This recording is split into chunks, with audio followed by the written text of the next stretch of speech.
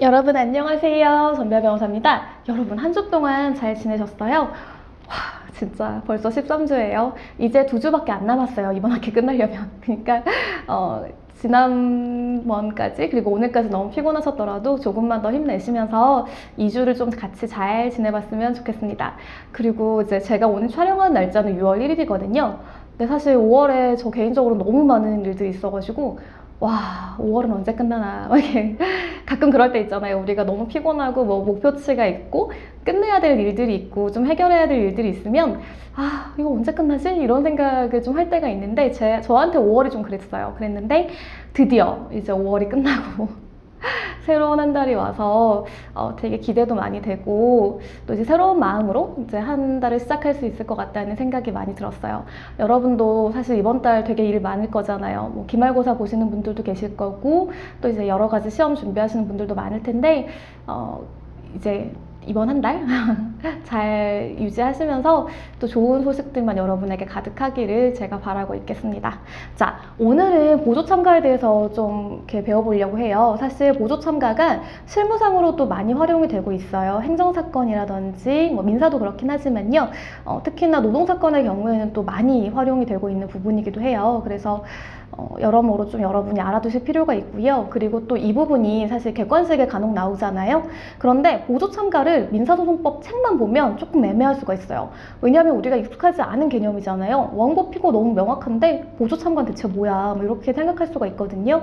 그래서 이번 시간에는 여러분이 실무를 같이 익히심과 동시에 객관식에게 나왔을 때 아, 이게 있었지라고 기억하고 넘어갈 수 있게 그 정도로 한번 살펴보려고 하거든요. 그래서 한번 보면 나중에 여러분이 민사소송법 책이라든지 문제집 보면 기억이 날 거예요. 그래서 그런 목적을 가지고 한번 이번 시간을 진행해 볼게요. 자, 이 페이지 보시면 제가 가져온 사건 하나 있잖아요. 대법원 2016년 12월 29일 선고 2015-776 판결이에요. 이게 노동사건인데 여기 보시면 제가 일부러 전문의 형식을 따왔거든요. 여기 보실게요. 원고, 피선고인 원고라고 나오고 소송대리인 누구누구 나오죠. 그리고 피고, 중앙노동위원회 위원장. 여기 보세요. 빨간 부분 피고 보조 참가인 상고인 모모 주식회사 이렇게 나오잖아요. 그러니까 보통 이런 식으로 많이 나오거든요. 그래서 이게 노동사건이라고 했잖아요. 그래서 노동사건에서는 이제 해고를 다툴 때 두 가지의 경우를 나눠서 볼 수가 있어요. 그러니까 예를 들면 지방노동위원회에 이제 구제 신청을 하고요. 부당해고 구제 신청을 하고 그게 조금 뭔가 다투고 싶다면 재심을 또 할 수도 있거든요. 중앙노동위원회에다가 그것도 좀 다투고 싶다라고 하면 그때 이제 행정소송을 진행을 하잖아요. 그래서 1, 2, 3심을 거치는 거죠. 그럼 총 몇 번이에요? 5번 할 수 있는 거잖아요. 그죠? 5번이 가능한데 이제 그게 신속한 절차를 위해서 처음에 이제 지방노동위원회나 중앙노동위원회에 제기를 하는 경우가 있고요.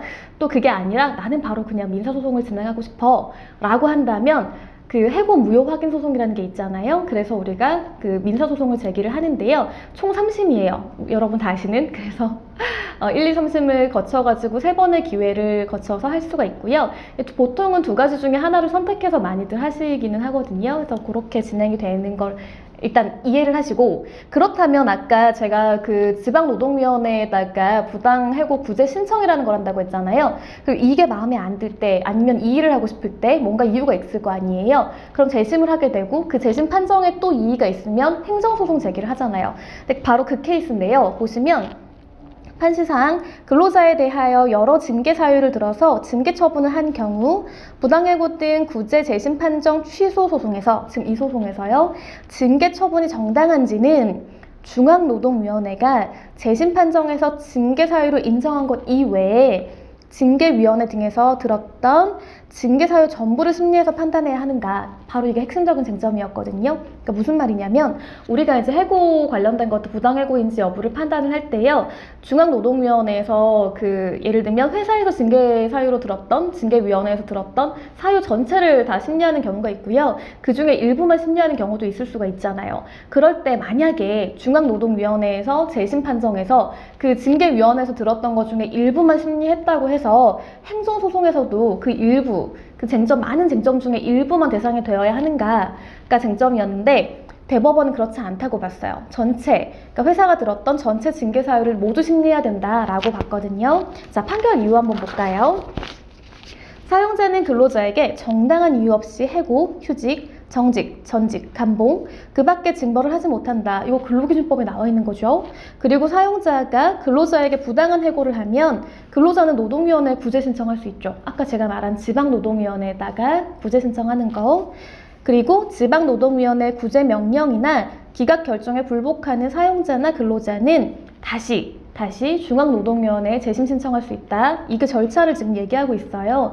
그리고 아울러 사용자나 근로자는 중앙노동위원회 재심 판정에 대해서 행정소송법의 규정에 따라 소를 제기할 수 있다. 그러니까 우리가 총 5번 할 수 있다는 거잖아요. 그리고 부당해고 등의 구제 절차는요, 부당해고 등으로 주장되는 구체적 사실, 이게 중요한 거예요. 구체적 사실이 부당해고 등에 해당하는지 여부를 심리하고 부당해고 등으로 인정되면 적절한 구제 방법을 결정해서 구제 명령을 하는 제도라는 거잖아요. 그렇기 때문에 여기 보면 부당해고 등으로 주장되는 구체적 사실이 심사 대상이라는 거예요. 그러니까 어떤 일정한 범주를 한정하는 것이 아니고 이 부당해고에 관련된 구체적 사실관계가 이제 이 해고 사유가 되는지 혹은 절차가 뭐 맞는지 여러 가지 것들을 우리가 살펴본 이후에야 비로소 판단을 한다는 거죠. 넘어가 볼까요? 그리고 부당해고 등의 구제 신청에 관한 중앙노동위원회 재심 판정 취소 소송의 소송물은요, 재심 판정 자체의 위법성이라는 거예요. 그죠? 자, 잘 봐요. 여기 우리가 소송물 많이 배우잖아요. 민사소송법에서. 그런데 이 지금 보면 재심 판정 취소 소송의 소송물은요, 재심 판정 자체의 위법성이라는 거예요. 그리고 부당해고 등으로 주장되는 구체적 사실이 부당해고 등에 해당하는지 여부를 심리해서 재심 판정의 위법성 유무를 따져보아야 한다는 거예요. 한편 근로자에 대한 징계 처분에 정당한 이유가 있는지 여부는 징계위원회 등에서 징계 처분의 근거로 삼은 징계 사유에 의해 판단해야 된다. 그러니까 이제 간단하게 제가 설명을 드리면 부당해고는 해고는 두 가지가 모두 충족이 되어야 돼요. 첫 번째는 절차적인 요건이고요. 두 번째는 이제 징계 사유. 그러니까 이게 바로 해고될 만한 사유인가 그 내용적인 부분이거든요. 그 두 가지 중에 하나라도 절차나 내용 중에 하나라도 하자가 있으면 그거 부당해고거든요. 이제 이런 것들 그렇기 때문에 이 정당한 이유가 있는지 여부를 이제 징계위원회에서 예를 들어 판단을 했다고 한다면 그것들도 모두 대상이 되어야 한다라는 취지인 거예요.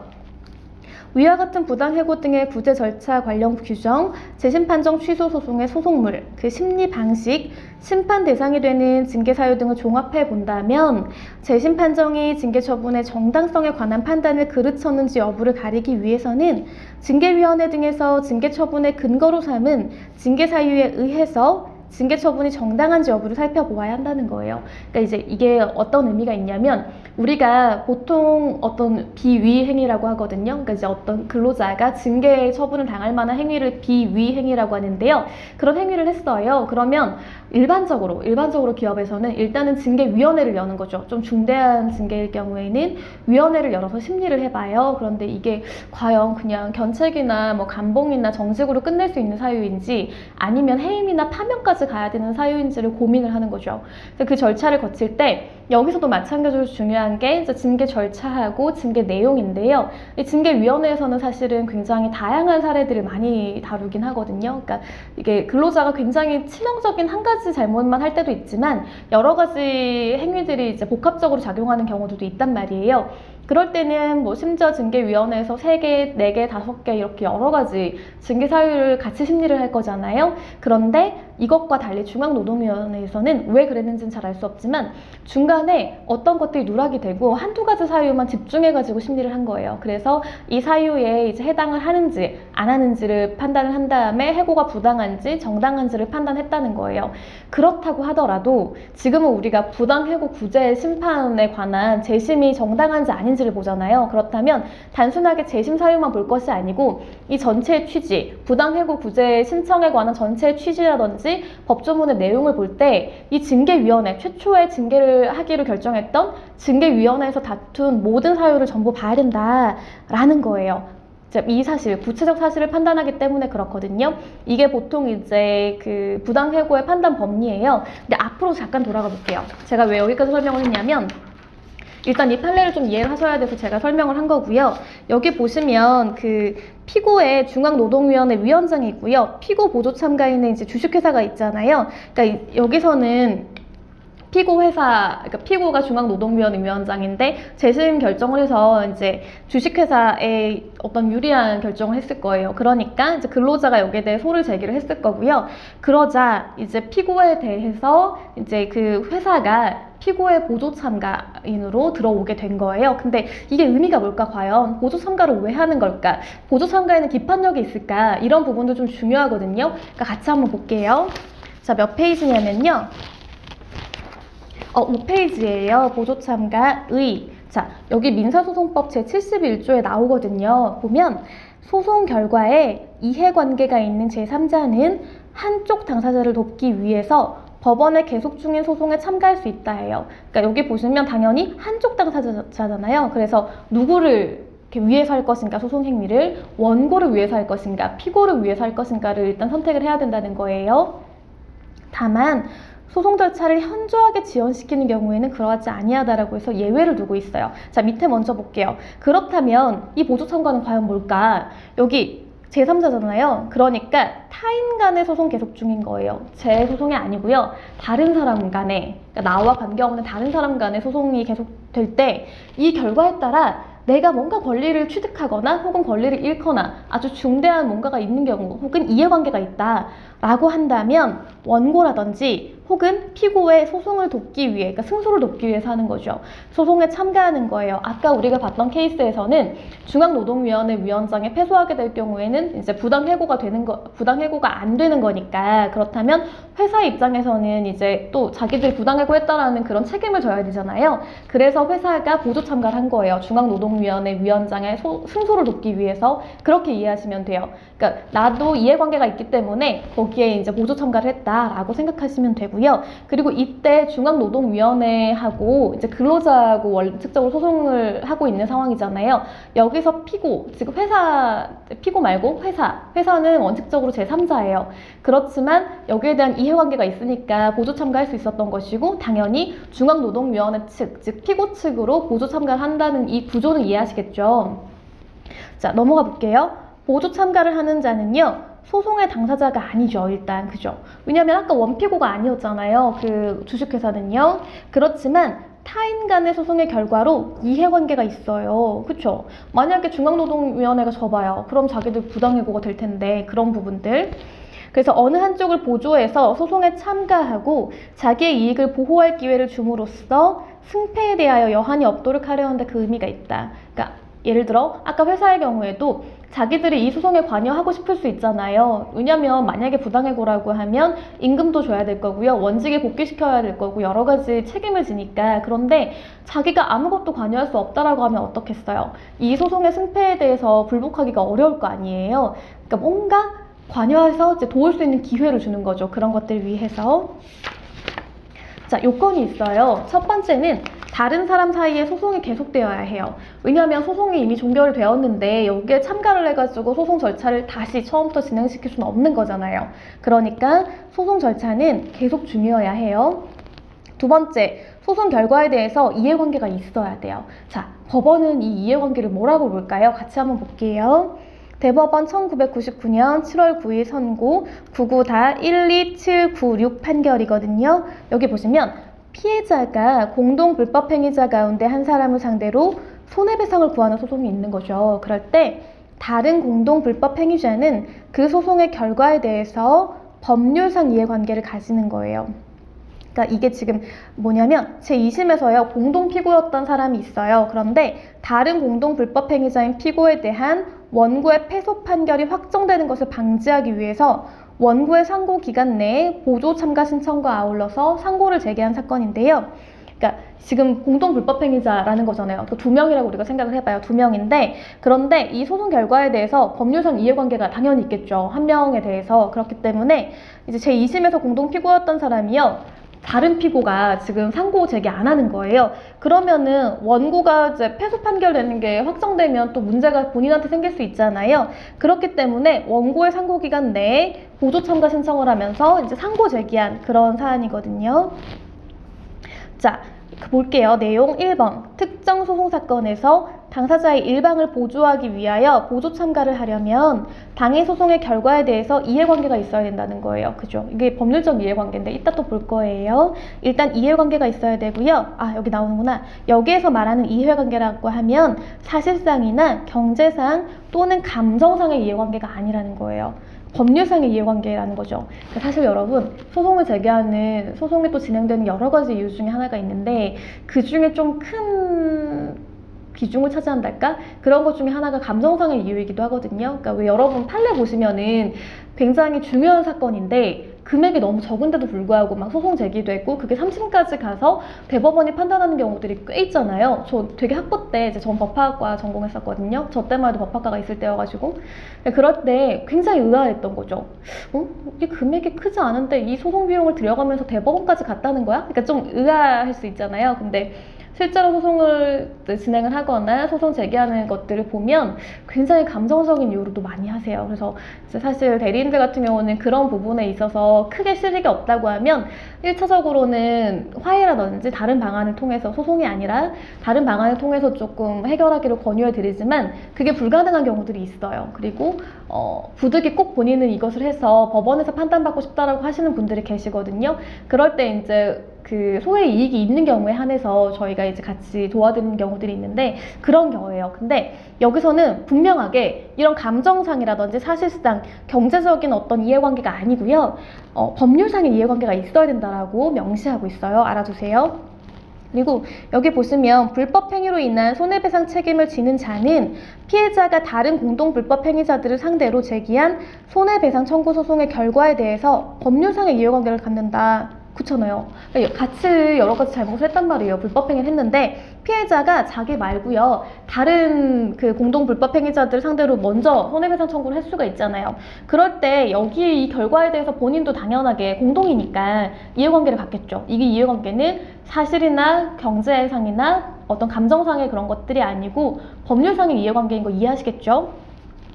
위 소송에 원고를 위하여 보조 참가를 할 수가 있다라는 거예요. 그리고 피해자인 원고가 패소 판결에 대해서 상소를 하지 않더라도 원고의 상소기간 내라면 보조 참가와 동시에 상소를 제기할 수 있다라는 거죠. 그러니까 원고가 그냥 상소 안 하고 있으면 어때요? 이 판결이 확정되면 본인의 나중에 어떤 예를 들면 소를 제기한다든지 하는 법률적인 행위에 대해서도 굉장히 많은 영향을 미치게 되잖아요. 그러니까 보조 참가를 하면서 놀라운 것은 여기 상소를 제기할 수도 있어요. 이따 뒤에서 볼 거거든요. 그러니까 이게 단순하게 보조 참가만 해서 끝날 수 있는 일은 아니잖아요. 왜냐하면 원고가 그냥 이렇게 상소를 하지 않고 어때요? 기간 경과하면 이제 끝나버리는 거잖아요. 그러면 끝났는데 보조 참가를 한다? 아까 제가 뭐라 그랬어요? 소송 계속 중이어야 된다는 요건이 있어야 된다 그랬잖아요. 그러니까 당연히 상소를 제기할 수 있는 그런 가능성을 열어줘야 되는 것이고, 그래서 보조 참가인은요, 보조 참가하고 동시에 상소도 제기할 수 있다라고 법원은 보고 있는 거예요. 이 1번 요건, 다른 사람 사이에 소송 계속 중일 것, 이 요건 때문이에요. 자, 다른 요건은 또 뭐가 있을지 한번 볼까요? 3번, 소송 절차를 현저하게 지연시키지 않을 것. 이거 좀 중요해요. 왜냐하면 우리가 보조 참가를 할 때에는 사실 보조 참가 신청을 일단 하잖아요. 그러면 송달 거치는 절차가 있고요. 그리고 법원에서 허브 결정을 할 거 아니겠어요? 그렇다면 그 기간만이라도 사실 소송이 어떻게 보면 약간 연기되거나 정지되는, 사실 정지되는 효과가 조금 있겠죠. 그래서 더 기일이 늦어질 수 있잖아요. 뭐 변론 기일이 좀 더 늦게 지정이 된다든지 그런 효과들이 알게 모르게 있을 수가 있어요. 그리고 보조 참가인이 뭘 낸다고 해서 자꾸 이제 뭔가 다음번에 뭔가를 제출할 테니 조금만 더 약간 이런 식으로 지연시킬 수도 있거든요. 근데 딱 봤을 때 이게 소송 절차를 현저하게 지연시킬 것 같다 라고 하면 안 되는 거예요. 그죠?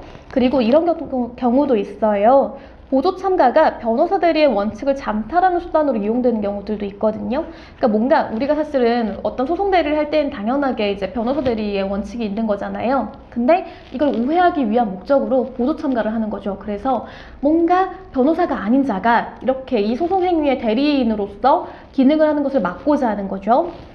혹은 이거 제3자가 이 제도를 남용해서 소송 지연책으로 삼는 것을 방지하기 위한 것. 그러니까 어떤 목적이 있어가지고 이 소송이 지연되기를 바라는 거죠. 그래서 사실 이 사람, A라는 사람은 보조 참가에는 자격이 없어요. 근데 어쨌든 결정을 하기 전까지는 이제 시간을 좀 벌 수가 있잖아요. 그러니까 계속 보조 참가를 하는 거죠. 이렇게 되면 어때요? 정당한 소송 절차가 지연되는 거죠.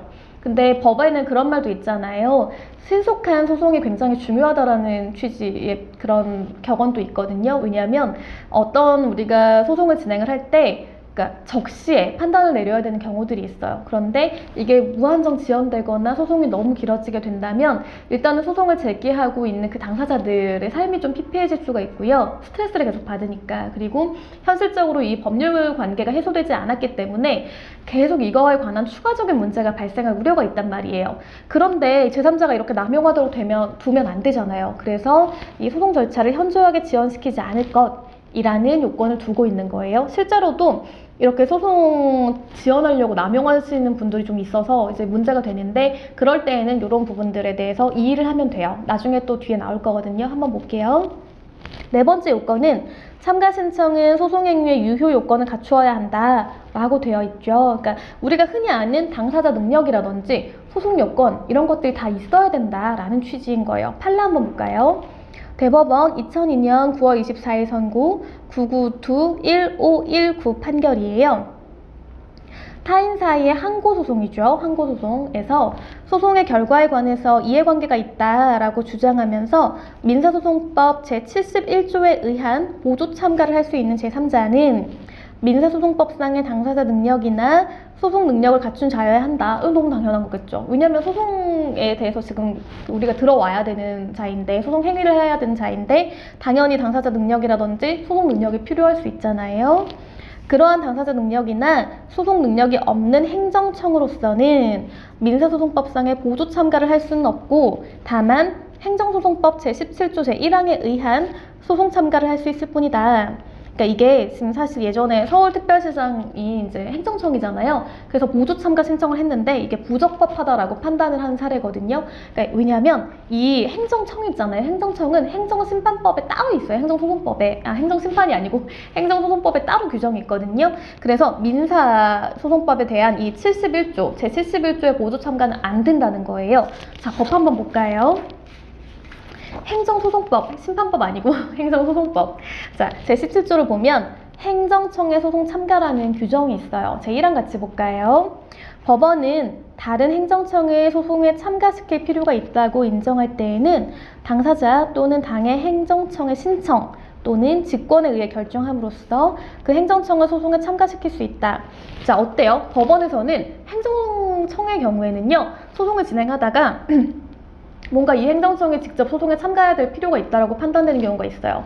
그러면 직권으로도 가능해요. 직권으로도 이 행정청을 소송에 참가시킬 수가 있고요. 그리고 행정청이 저 들어가야겠어요. 이 소송에 저 법률상 이해관계가 있거든요. 이러면서 이제 요청을 하는 경우에는 또 이제 그 결정으로서 소송에 참가시킬 수 있는 제도가 있거든요. 제 2항 한번 읽어보시겠어요?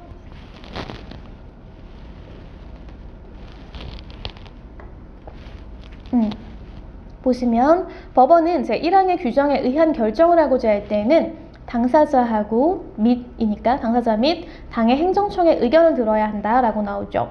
그러니까 왜냐면 여기서도 마찬가지로 이제 보조 참가를 할 때에는 여러 가지 법률 효과가 발생을 하는 것이고, 마찬가지로 소송의 절차가 조금은 늦어질 수 있잖아요. 그렇기 때문에 당사자라든지 행정청의 의견을 들어서 이 지금 보조 참가가 뭔가 보조 참가가 아니고 소송 참가, 행정청의 소송 참가가 우리한테 뭔가 지금 가능한 것인가, 이런 결정을 할 때, 허브 결정을 할 때 필요하다라는 거예요. 그리고 제1항의 규정에 의해서 소송에 참가한 행정청에 대해서는 민사소송법 제76조의 규정을 준용한다라고 나와요. 그러니까 이거 원래 행정소송법 많이 그렇잖아요. 이제 원칙적으로는 민사소송법에 규정을 준용하고 있는 부분들이 많고, 여기도 마찬가지예요. 여기도 지금 이 소송 참가, 행정청의 소송 참가는요, 그 민사소송법 제76조의 규정을 준용한다라고 하면서 뭘 준용하냐면 여기 참가인의 소송 행위거든요. 같이 한번 볼게요. 제1항 참가인은 소송에 관해서 공격, 방어, 이의, 상소 그 밖에 모든 소송 행위를 할 수 있다는 거예요. 그죠? 참가인이 굉장히 다양한 행위를 할 수 있어요. 그러니까 단순하게 공격, 방어, 이의뿐만 아니라 아까 제가 말씀드렸죠. 상소가 가능하다고 했잖아요. 그래서 아까 어떻게 했어요? 보조 참가인이 보조 참가하면서 상소 제기했던 그 케이스 기억하시면 될 것 같아요.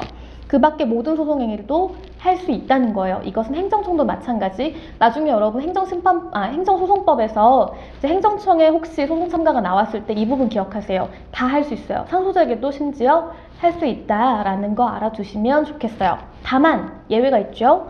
참가할 때 소송 진행 정도에 따라서 할 수 없는 소송행위는 그러하지 아니하다.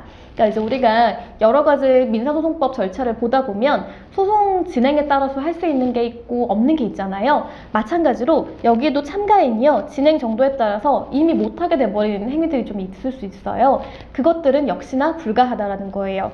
제2항 참가인의 소송행위가 피참가인의 소송행위에 어긋나는 경우에는 그 참가인의 소송행위는 효력을 가지지 않는다.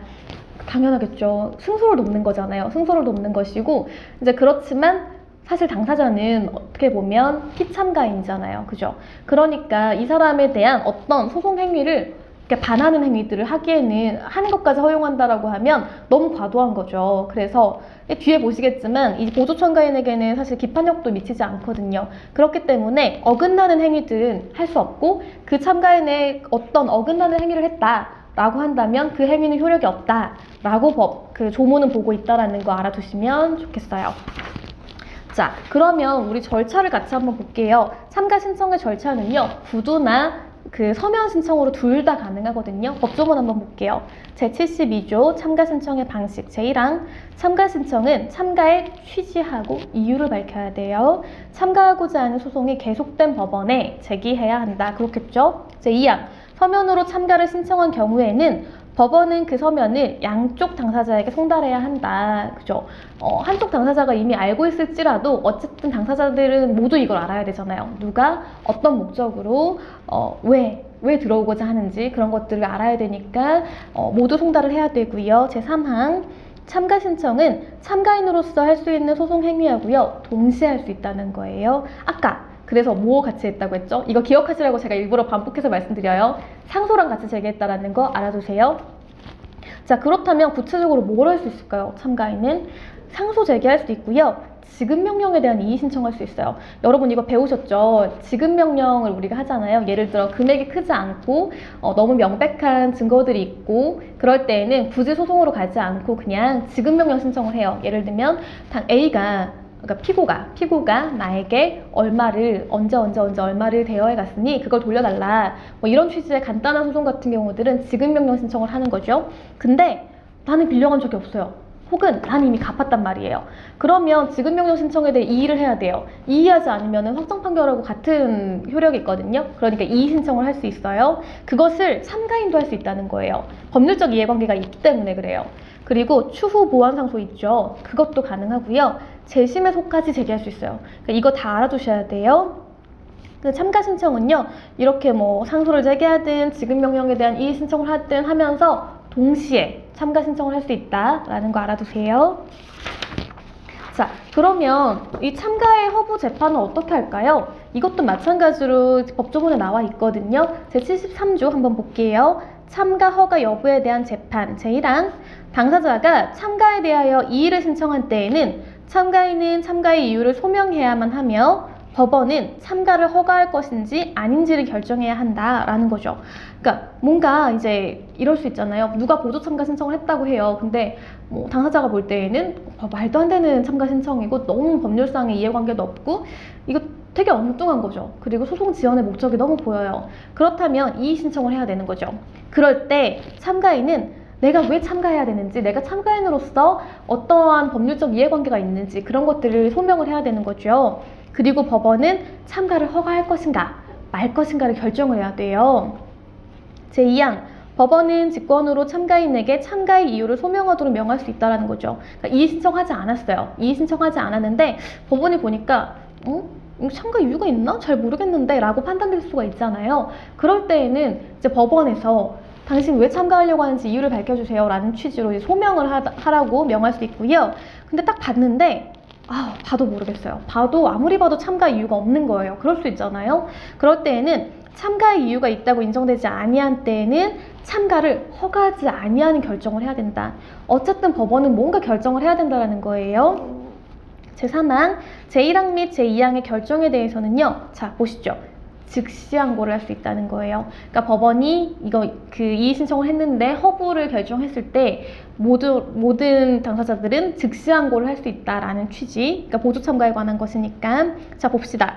당사자의 이의 신청이 있는 경우에는요, 참가인은 참가 이유를 소명을 해야 되고요. 법원은 직권으로 참가 이유를 소명한 것들을 명할 수 있죠. 이게 왜 그러냐면 변호사 대리의 원칙을 잠탈할 가능성이 있기 때문이에요. 아까 잠깐 설명했지만 이게 참가를 하는데 원칙적으로는 당연히 대리인이, 그러니까 법률 대리인, 변호사가 이제 대리를 하는 것이 원칙이고, 그렇지 않으면 변호사법 위반이잖아요. 그런데 이게 뭔가 다른 사람을 우회적으로 해서 변호사 대리가 아니라 다른 사람을 참가시키고 싶은, 이 사람을 대리인으로 삼고 싶은 욕구가 있을 수 있거든요. 그것들은 법에 명확히 안 된다라고 규정하고 있잖아요. 그러니까 그런 것들, 잠탈 가능성 때문에 이 규정을 둔 것이고요. 그리고 이제 아까 당사자의 이의 신청이 있을 때 법원이 결정으로 허부 결정하잖아요. 그런데 당사자라든지 참가인은요, 즉시 항고할 수 있다라는 거 알아두세요. 누가 할 수 있다고요? 당사자하고 참가인. 다 알아두세요. 참가인만 할 수 있는 거 아니고요. 당사자도 이의 신청했는데 법원이 그러니까 허가 이렇게 해버렸어요. 그러면 너무 부당하다고 느낄 수 있잖아요. 그럼 할 수 있는 거, 그죠? 그렇게 즉시 항고가 가능하다라는 거 알아두시면 되겠어요. 자, 그러면 이의 신청권은 언제 상실될까? 무한정 이의 신청권이 인정되는 것이 아니고요. 자, 74조 봅시다. 이의 신청권의 상실, 당사자가 참가에 대해서 이의를 신청하지 아니한 채 변론을 하거나 변론 준비기일에서 진술하는 경우가 있을 수 있단 말이에요.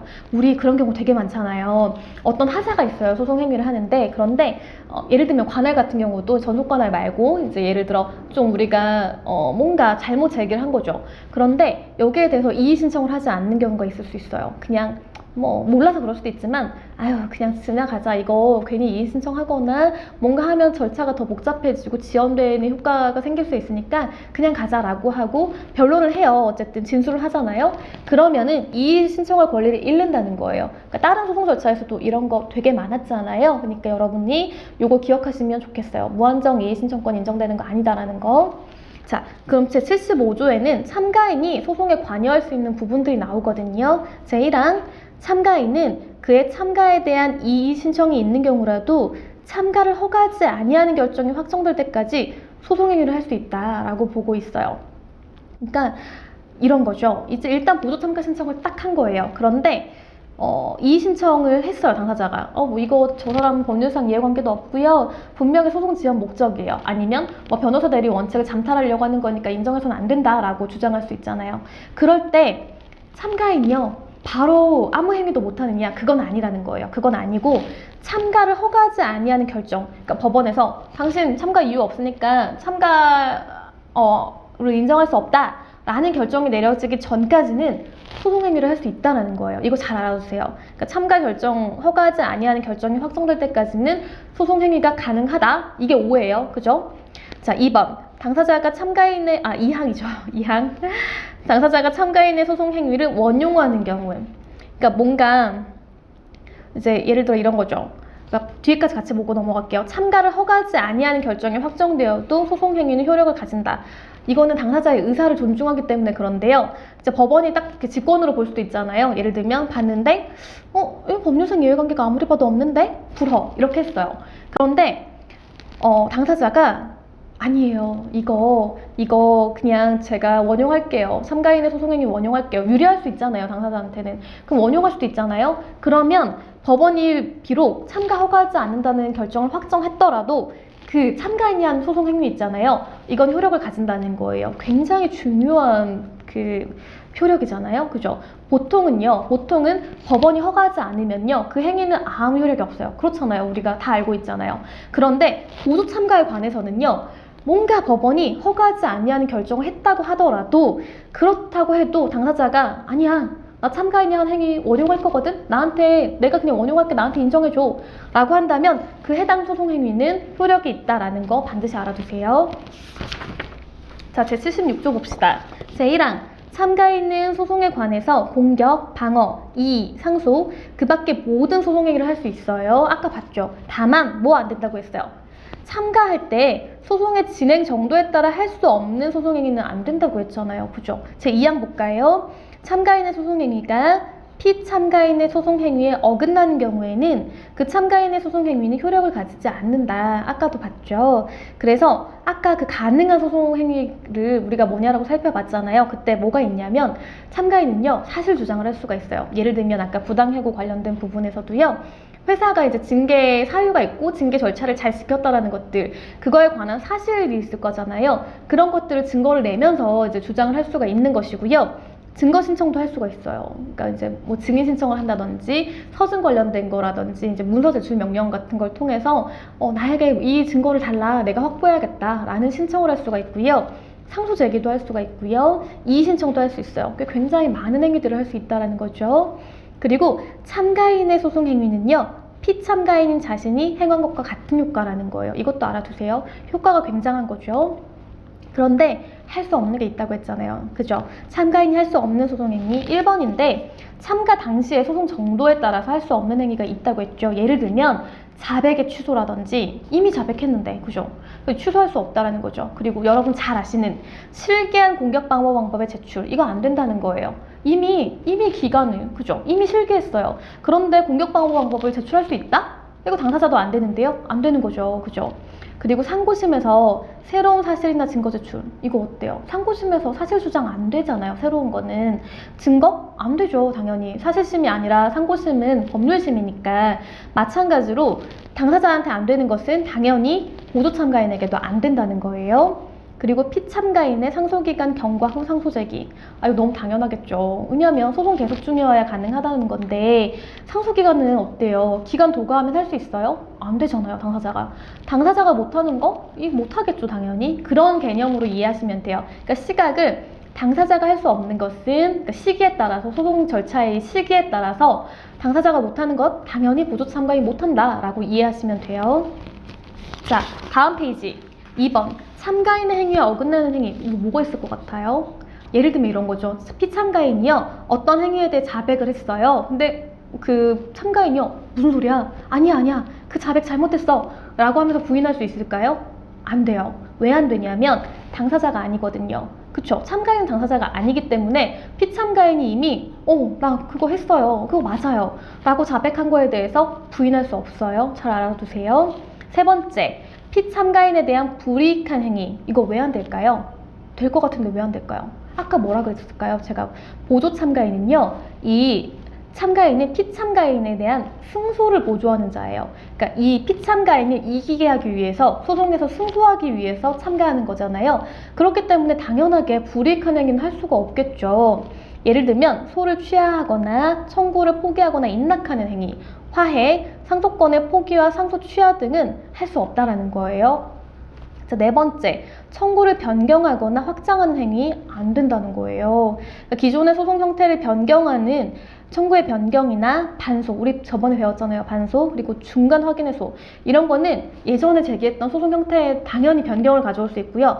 어떤 확장도 가져올 수가 있잖아요. 그죠? 그렇기 때문에 이런 것들은 할 수 없다. 당사자가 아니기 때문에 안 된다 라고 이해하고 계시면 돼요. 그리고 봅시다. 판결이 그러면 이 참가인에 대해 어떤 효력이 있을까? 기판력이 있을까? 아까 제가 처음에 없다 그랬죠. 왜 없는지 볼게요. 제77조 참가인에 대한 재판의 효력.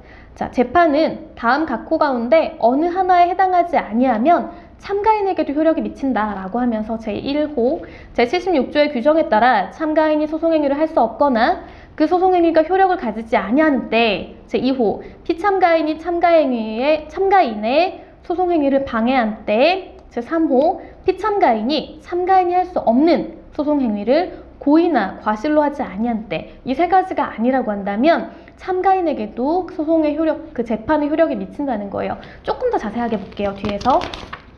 자, 아까 참가적 효력이라고 제가 말씀드렸죠. 그러니까 판례는 기판력이 아니고요. 참가적 효력이라고 봐요. 자, 차이가 뭘까요? 기판력과는 다른 특수한 효력인데요. 피참가인이 패소하고 나서 뒤에 참가인을 상대로 소송을 제기하는 경우가 있을 수 있어요. 이거 2차 소송이라고 하거든요. 두 번째 소송. 그럴 때 피참가인에 대한 관계에서 참가인은요, 제1차 소송의 판결 내용이 부당하다라고 주장할 수 없다는 거예요. 왜냐하면 본인이 이미 그 1차 소송에 들어갔거든요. 개입을 해서 소송 행위를 하고 그럼으로 인해서 어떤 판결이 도출이 됐어요. 그러면 당사자가 아니니까 기판력은 없어요. 그렇지만 이 그 1심의 결과가 부당하다라고 하면서 2차 소송을 제기한다? 그럼 어떻게 되겠어요?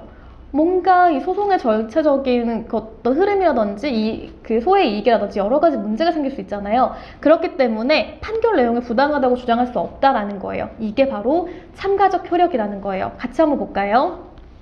86-2289 판결인데요. 보조 참가인이 피참가인을 보조하여서 공동으로 소송을 수행했으나 피참가인이 그 소송에서 패소한 경우, 그럴 수 있죠. 그죠? 그럴 때 형평의 원칙상 보조 참가인이 피참가인에게 패소 판결이 부당하다라고 주장할 수 없도록 구속력을 미치게 하는 참가적 효력이 있음에 불과하다. 그러니까 판례가 명확하게 얘기하고 있어요. 지금 참가적 효력이라고 명확하게 얘기하고 있다. 그리고 그 근거는 뭐다?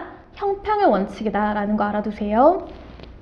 그리고 여기 보시면 뒤에 거 피참가인하고 소송 상대방 간의 판결의 기판력이 나오죠. 기판력이라고 명확히 나오죠. 기판력은 참가인하고 피참가인의 상대방과의 사이에까지는 미치지 아니한다. 자, 이거 잘 알아두세요. 자, 그런데 방금 우리가 이제 첫 번째로 본 것은 효력은 기판력이 아니고 참가적 효력이었다라고 봤죠. 그런데 이 참가적 효력에 미치지 않는 범위가 있어요. 그게 뭔지 같이 볼게요. 참가적 효력을 인정하는 이유가 보조 참가인이 자기 방어에 충분한 행위를 할 만한 기회를 부여하였다는 데 있는 것이죠. 그쵸? 그러니까 뭔가 이미 아까 우리가 살펴봤듯이 보조 참가인은요, 사실 행위도 할 수 있고요, 증거 신청도 할 수 있고요, 굉장히 많은 행위를 할 수 있잖아요. 소송 행위를. 그렇기 때문에 이 자기 방어에 충분한 행위를 할 만한 기회를 부여했다라는 거잖아요. 그렇기 때문에 충분한 소송 행위를 할 수 없었거나 그리고 당사자로부터 방해를 당하였거나 예를 들면 뭔가 당사자들이 어떤 소송 행위를 하는 데 있어서 계속 못하도록 막는 거죠. 되게 부당하게. 그렇다면은 자기 방어에 충분한 행위를 할 수 있었겠어요? 당연히 못했겠죠. 혹은 기타 보조 참가인에게 책임을 돌릴 수 없는 사유가 있었을 경우에는 이때에도 참가율은 미친다고 하면 어때요? 좀 되게 억울하고 부당한 결과를 가져올 수 있잖아요. 그렇기 때문에 참가적 효력에 미치지 않는다라고 보고 있어요. 자, 봅시다. 이 아까 우리가 살펴봤던 법조문 제77조 민사소송법, 여기에 참가인에 대한 재판의 효력이 나오잖아요. 이 세 가지가 아니라고 한다면 참가적 효력이 있다라는 것이죠.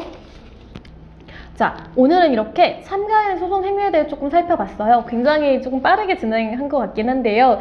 이게 민사소송법 책만을 본다면 조금 이해 안 되는 부분들이 있을 수가 있어요. 그런데 지금 제가 아까 보조 참가 이제 관련된 케이스를 먼저 말씀을 드리고 이걸 진행해 왔잖아요. 그러니까 여러분이 혹시 이걸 생각할 때 아까 그 사건에서 이제 중앙노동위원회 위원장이 원래 피고잖아요. 그런데 보조 참가를 회사가 했잖아요. 그렇다면 회사가 이 행위를 하면서 보조 참가를 했다고 생각하시면서 대입을 계속 해보세요.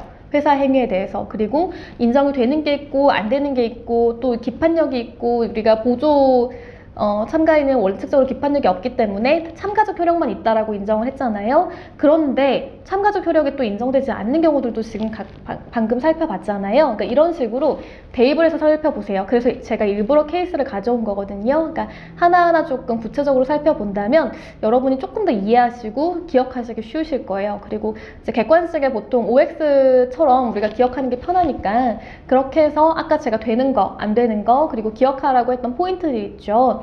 그런 것들을 좀 한 번 더 이제 복습하시면 나중에 민사소송법 공부하실 때 조금 더 편할 거예요. 그러니까 보조 참가가 그런 거였구나. 그때 뭐 부당해고 관련된 사건에서 그렇게 회사가 들어올 수 있었던 거지 라고 하면서 한 번만 더 복습하시면 조금 더 이해가 빠르시지 않을까 하는 생각이 듭니다. 여러분 이번 주 정말 수고 많으셨어요. 우리 마지막 주 한 주 남았는데 다음 주에 또 이렇게 다시 만나 뵐게요. 여러분 한 주 동안 잘 지내시고요. 건강하시고 다음 주에 뵙겠습니다.